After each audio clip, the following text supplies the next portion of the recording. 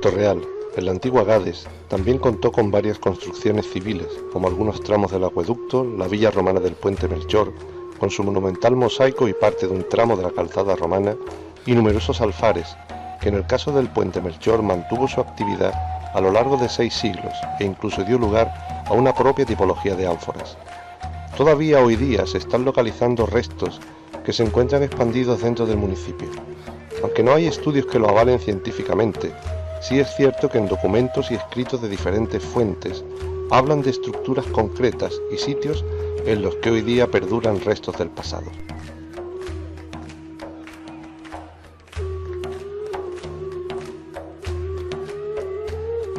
El descubrimiento de la villa romana se produjo durante las obras que tuvieron lugar en 2004, por la duplicación de la calzada en la carretera nacional 4 en el tramo final de la variante Puerto Real, Tres Caminos en San Fernando. El descubrimiento de la villa romana de Puente Melchor ha puesto de manifiesto que estamos ante una gran villa en la que debió de vivir un rico comerciante, propietario de las fábricas de alfarería que se extendían por la zona y que luego se dedicaría a la exportación de sus productos. Los estudios realizados por Lavado Florido en 2010 nos hablan de la disposición de al menos 8 o 10 habitaciones de menor tamaño que la principal, perfectamente acotadas por muros. Sin embargo, el mejor testimonio de la constancia de la villa lo tenemos con su espectacular e imponente mosaico, dispuesto en forma de T invertida, que ocupaba la superficie del suelo de la habitación comedor o triclinium de la lujosa villa rústica. Se trata de un pavimento musivo que combina el opus tessellatum bicromo, utilizado en los diferentes motivos decorativos geométricos, y el opus vermiculatum polícromo, usado para las escenas figuradas de temática mitológica. El mosaico mide 5,44 metros por 6,78 metros y se divide en dos campos bien diferenciados, un primero de 3,28 metros por 6,78 metros, con decoración geométrica, figurativa y floral, que forma la barra horizontal de la T, y otro segundo campo de 2,90 metros por 3,08 metros, formando la barra vertical, con una gran roseta de triángulos curvilíneos, que alberga un medallón con la figura del dios Baco en su interior. En el primer campo se nos muestra una orla decorada mediante un meandro de esvásticas, que junto con una línea de 2 teselas negras lo rodea y lo enmarca. Esta composición alberga 11 motivos decorativos diferentes, enmarcados en figuras cuadradas o rectangulares, que son las estrellas de los ángeles, es decir, figuras formadas por 8 rombos que dan lugar a otras figuras geométricas, concretamente cuadrados y rectángulos que en algunos casos van decorados en su interior. Las figuras geométricas cuadradas que aparecen decoradas albergan nudos de Salomón, 8 en total, motivo ornamental que se importó de Oriente en época de Trajano. Además se utilizaron cuadrados con cruces lanceoladas a base de teselas negras y cuadrados de teselas negras con motivo de diminuta roseta de 4 pétalos de teselas blancas. Las figuras geométricas rectangulares están algunas decoradas y otras sin decorar, a base de diversos motivos como son peltas, uno de los ornamentos más antiguos empleados en el mundo romano, palmeta, decoración floral estilizada, aves exóticas como elementos de relleno en los espacios rectangulares, haz de rayos y también un cuadripétalo, que es un motivo floral formado por tramas de circunferencias tangentes y secantes. Y por último, 2 flores de loto, en este caso enfrentadas y atadas. Tanto las cenefas de esvásticas como las estrellas de rombo sirven de marco de 5 figuras cuadradas de mayor tamaño, que albergan en 4 de ellas a 4 figuras mitológicas. Se trata de personajes mitológicos que forman el cortejo del dios Baco y lo componen Apolo, Pan, Ariadna y Sireno. Todos ellos van ataviados con sus principales atributos. Ariadna es el único personaje femenino de la composición. El segundo campo se compone de diversos motivos decorativos, tanto geométricos como figurados. En este se presenta el emblema principal del pavimento, la figura del dios Baco. El repertorio decorativo de este campo se compone de un marco u orla de triángulos escalonados, también conocido por dientes de sierra. Estos albergan una roseta de triángulos curvilíneos, tema especialmente popular en la segunda mitad del siglo II después de Cristo. La roseta se compone de 8 circunferencias concéntricas de diversos diámetros. Cada circunferencia posee 48 triángulos que alternan en blanco y negro, mientras que a su vez todos ellos acogen un medallón con el busto del dios Baco. El cuadrado marco, como anteriormente lo hemos llamado, que alberga la roseta de triángulos curvilíneos, es rematado en sus 4 ángulos con motivos decorativos diferentes. Por un lado se representan 2 aves exóticas polícromas en sus ángulos inferiores y por el otro 2 cráteras bícromas en sus ángulos superiores y decoradas con cruces gamadas, motivo de gran aceptación durante la antigüedad tardía. El medallón central o emblemata, de 0,86 metros de diámetro, representa la figura del dios Baco con túnica y coronado con pámpanos. Las teselas de pasta vítrea son en tonalidades azules, ocres, verdes y rojos vinosos. El mosaico de Puente Melchor se podría fechar hacia finales del siglo II o quizás en el primer cuarto del siglo III después de Cristo.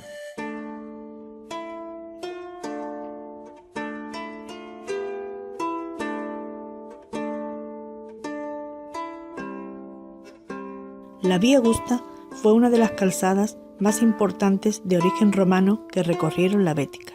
Su nombre se lo debemos a Augusto, pues fue bajo su mandato cuando se construiría. Comprendería desde Gades hasta posiblemente Cástulo, en Linares, comunicando Astigi, Écija, Hispalis y Córdoba. Esta calzada mantendría una gran comunicación con el imperio, perdurando su uso hasta época islámica. Existen importantes fuentes documentales desde la antigüedad, la que nos hablan de la Vía Augusta.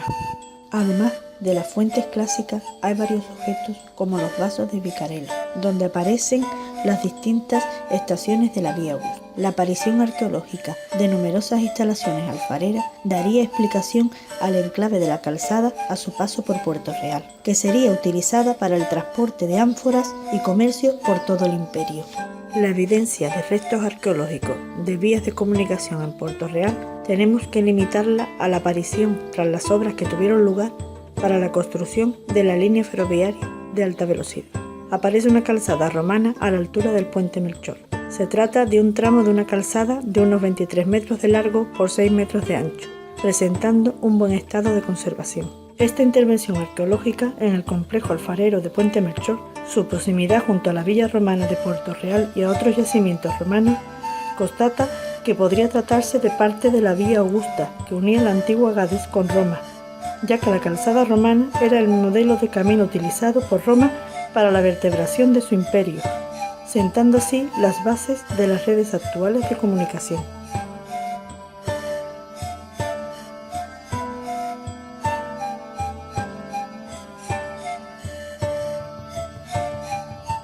Entre los elementos que están presentes en Puerto Real y que conocemos gracias a los estudios arqueológicos llevados a cabo por Lagóstena, Villalpandos y otros, hacen referencia, además de kilómetros de conducción subterránea, a los pozos de las Romeras, donde el acueducto salva un escollo atravesándolo en una galería.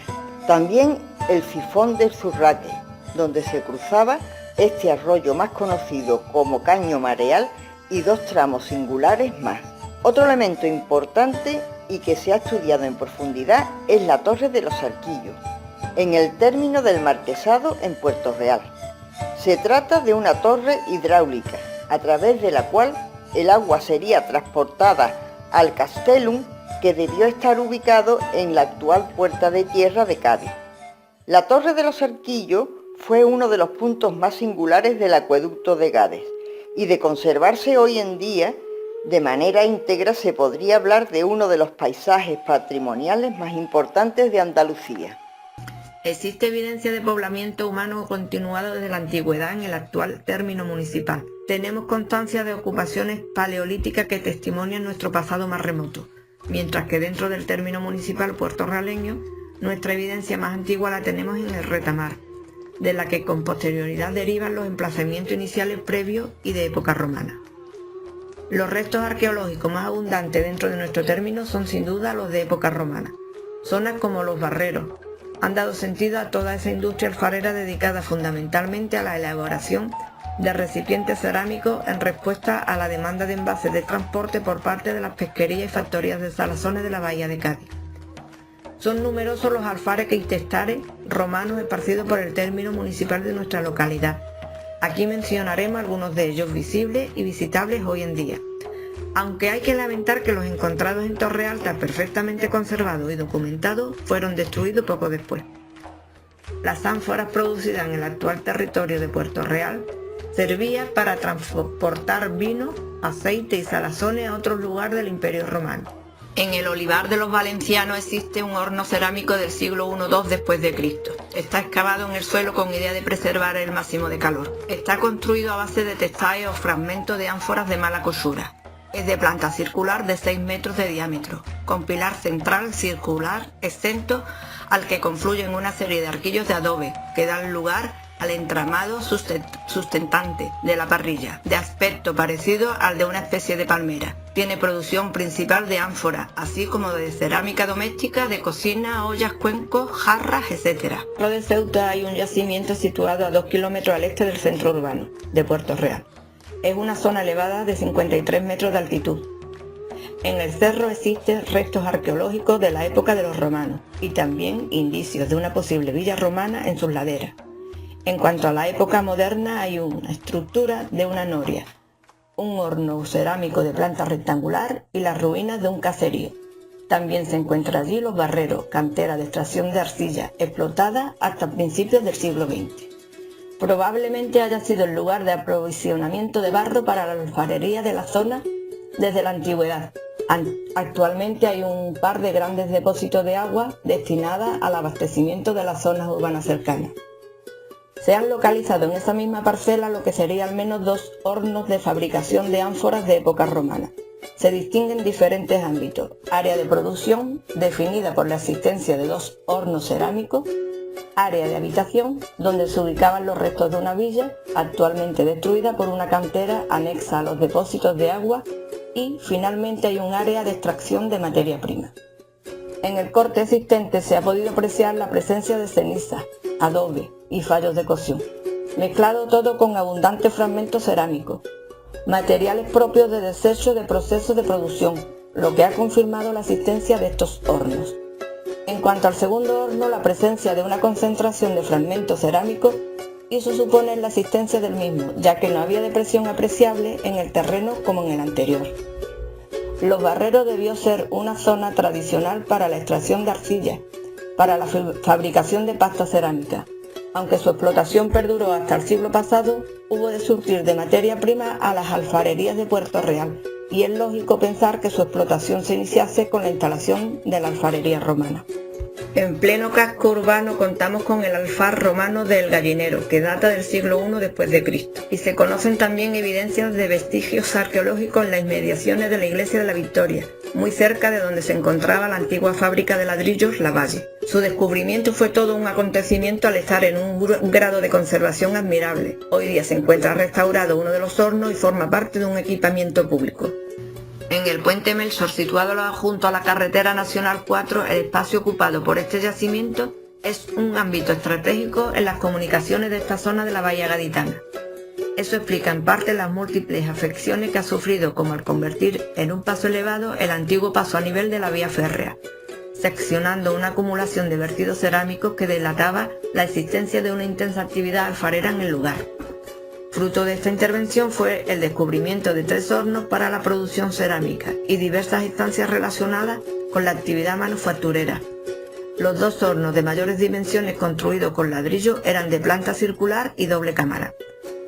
Además se excavó un tercer horno de época posterior, de pequeño tamaño, relacionado con la producción de ánforas del tipo que hay 23.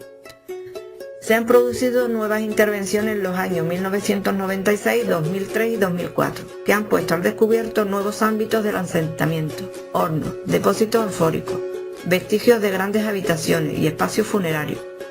Todos estos elementos sumados convierten al yacimiento de Puente Melchor en la alfarería de la provincia de Cádiz de mayor extensión física y temporal, identificada hasta el momento, dada que su cronología productiva se sitúan entre momentos tardo-republicanos y fines del siglo III o principios del siglo IV después de Cristo, y desde luego hallamos en ella un espacio clave para la comprensión histórica de la evolución de estas actividades productivas en el espacio gaditano.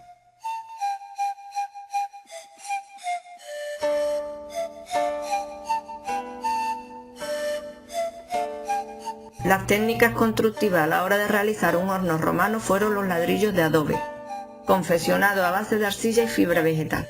La estructura de soporte es vital para el desarrollo de la construcción del horno Deberán ser suficientemente sólidos para soportar el peso de la parrilla, pero además no puede ocupar mucho espacio ya que deben dejar hueco para el combustible. Con posterioridad, sobre esta estructura se construirá una falsa bóveda de cañón por aproximación de arco de medio punto. Las partes del horno son la cámara de combustión, que es donde se quema el combustible que proporciona el calor necesario, y el praefurnium, pasillo de acceso a la mencionada cámara. Debe ser construida simultáneamente. Se dispone en círculos concéntricos de ladrillo de tal forma que aparecen los primeros orificios de salida de aire al exterior. Por último, la cámara de cocción, que nace a raíz de la continuación de la pared de la cámara de combustión. La parrilla queda totalmente trabada a la pared de la cámara.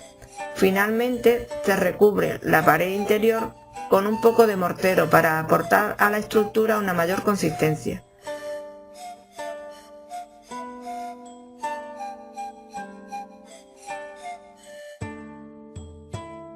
Un ánfora es un recipiente cerámico de gran tamaño, de forma alargada, con dos asas y un largo cuello estrecho. Aparecen por primera vez en las costas de Líbano y Siria durante el siglo XV a.C. Era el principal medio de transporte y almacenamiento de la uva, el vino, las aceitunas, el aceite de oliva, los cereales, el pescado y otros productos básicos, también salsas y salazones de pescado. Del largo centenar de tipos de ánforas, nos interesaremos especialmente por aquellas que llevan la denominación de nuestra localidad y que son solo algunos de los numerosos tipos elaborados en los alfares de nuestra zona. Las ánforas encontradas en nuestra localidad se denominan como ánforas tipo Puerto Real 1, 2 y 3. Las unidades de volumen en el mundo romano se basaron en el sextarius, equivalente a poco más de medio litro. Por tanto, el ánfora equivalía a 48 sectarius, es decir, 26 litros.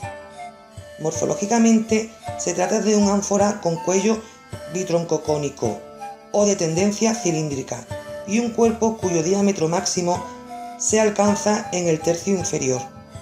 No se conoce actualmente ejemplares íntegros de la forma, pero las dimensiones de los ejemplares más completos permiten suponer una altura total en torno al metro.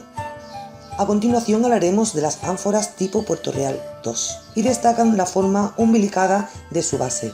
Se trata de un envase de proporciones robustas, en torno a 85 centímetros de altura y 40 centímetros de anchura máxima, con boca amplia de borde rectangular, cuello cilíndrico ancho, cuerpo periforme y una base plana característica. A continuación hablaremos de las ánforas tipo Puerto Real 3. El envase tiene una altura de entre 70 y 80 centímetros, una boca muy característica de amplias dimensiones, de 20 centímetros de diámetro, y unos bordes que se presentan muy desarrollados, de 5 a 6 centímetros, siendo especialmente característico el acusado quiebro de su pared.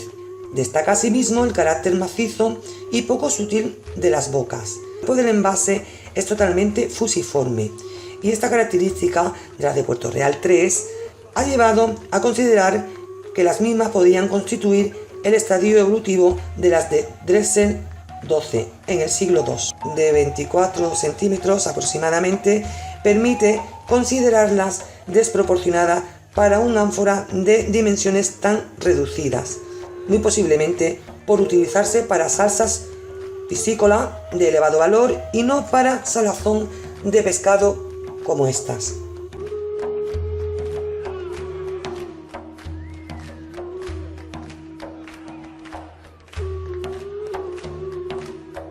Una vez que Roma dominó el Mediterráneo, se establecieron rutas con un intenso tráfico comercial, porque aunque la red de calzadas era muy importante y permitía la conexión entre Roma y sus diferentes colonias y dominios, el transporte por mar resultaba más rápido, más económico y daba mayor seguridad a la mercancía, para cuyo transporte los romanos copiaron y mejoraron el tipo de contenedor de los fenicios, las ánforas, de tal modo que las bodegas de carga se adecuaban a la forma de almacenar las ánforas para su transporte en varios niveles, y entre sus huecos colocaban cerámicas, vajillas y mercancías diversas.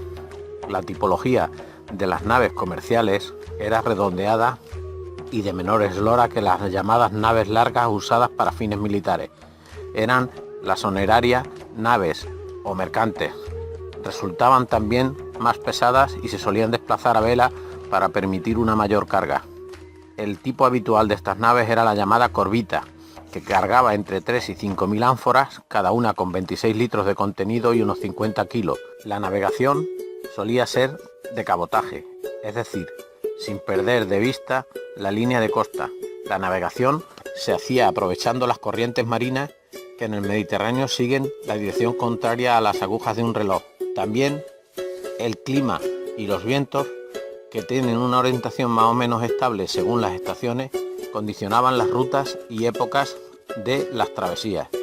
Todos estos conocimientos eran ya propios de los fenicios y los romanos los adoptaron. No todo el año era propicio para la navegación por esas razones, y se consideraba el otoño-invierno mala época para navegar, mientras que la primavera y el verano eran las adecuadas. Las singladuras de larga distancia solían hacerse la ida en un año y la vuelta en el verano siguiente. Roma especializó cada región de su imperio en una producción de determinadas materias, así el trigo, los vinos, los minerales y salazones, aceite, salsas de pescado, en el llamado Círculo de Gibraltar.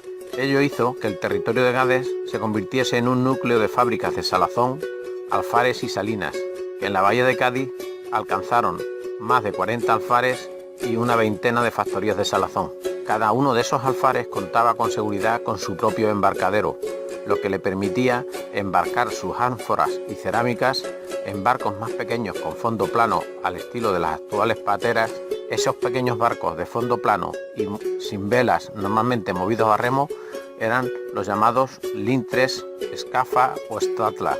Todos esos barcos de pequeño tamaño eran adecuados para recorrer los caños y las aguas poco profundas de la bahía. Entre ellos hubo un tipo de pequeño barco que ya en época fenicia surcaba las aguas de la bahía y se adentraba en la costa atlántica africana para pescar y comerciar. Eran los llamados caballitos gaditanos, también en latín hipoi o hipos, llamados así por las pinturas de unos ojos en su mascarón, en su quilla, y la forma de esta, que asemejaba la cabeza de dicho animal.